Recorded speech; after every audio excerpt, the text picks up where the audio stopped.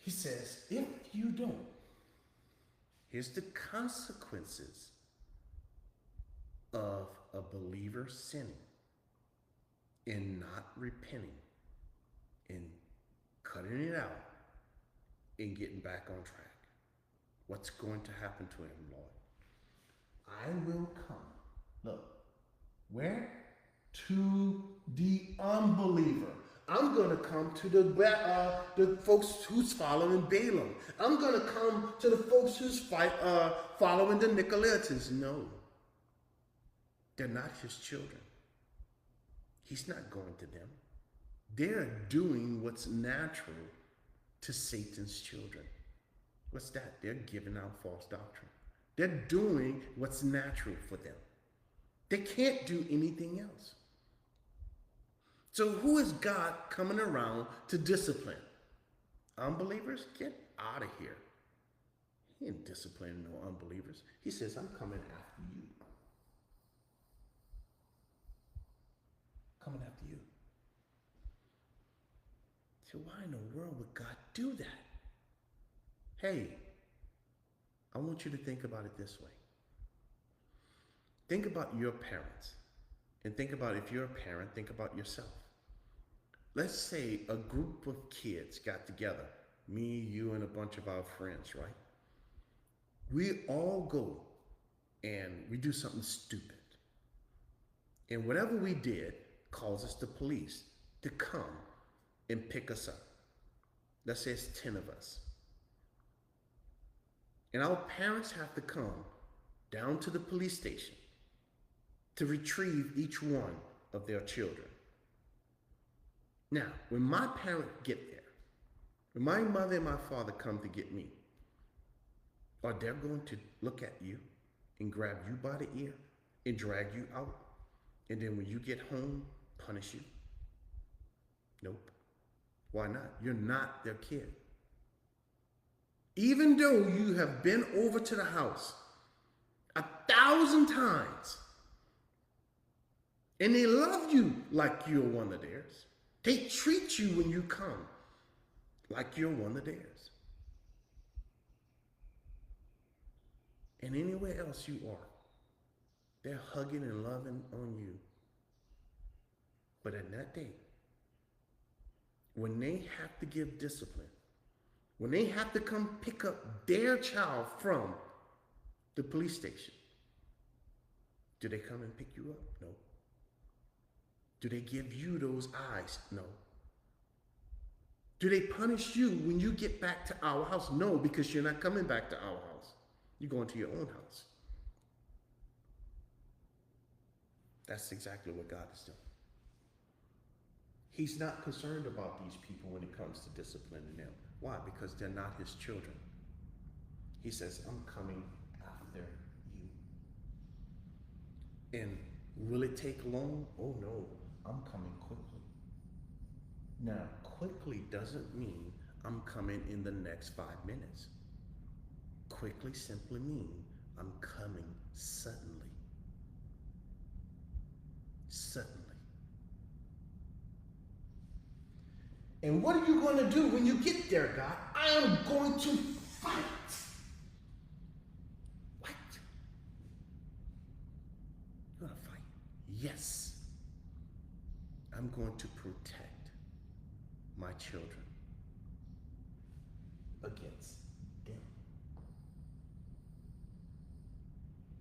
I'm coming to discipline you, body of believers. I'm not fighting against you. I'm disciplining you. But for them, there's those with the false doctrine. What are you going to do with them, God? I'm going to fight because they're hurting my children. How are you fighting against them, God? With the sword of my mouth.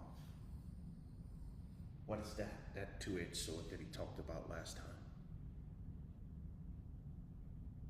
I'm going to expose them, is what he said. I'm going to expose their false doctrine. I'm going to expose their wickedness. I'm going to prove it to everybody. To who? To you, everybody who is a member of my church, my children. I'm going to use my word to expose those false doctrines and fake believers. I'm going to expose them. How? I'm going to let their sin be found out. That's how. He who has an ear, let him hear what the Spirit says to the churches.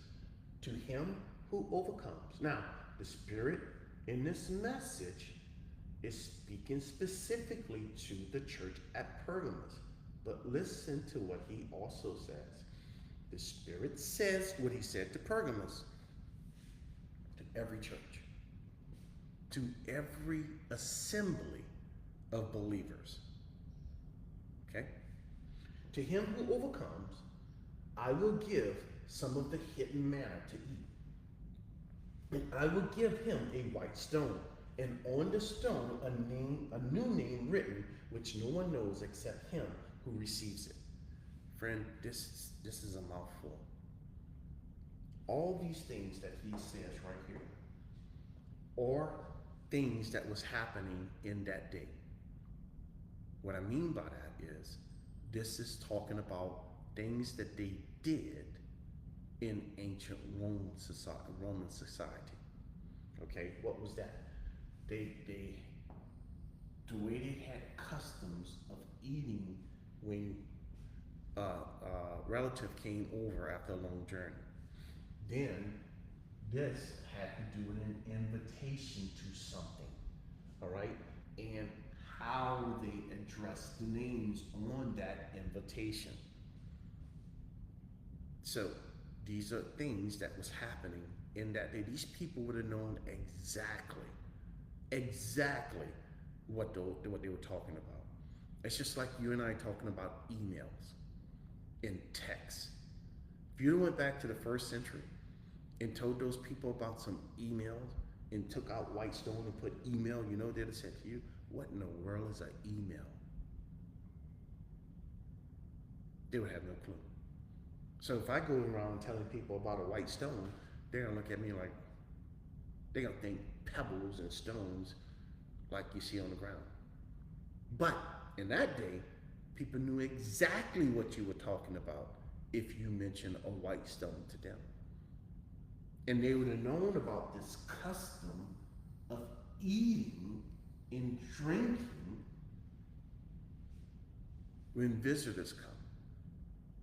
So here again is where it's extremely important that you and I know the geography, and you and I know the customs of what was happening in Pergamum during the first century.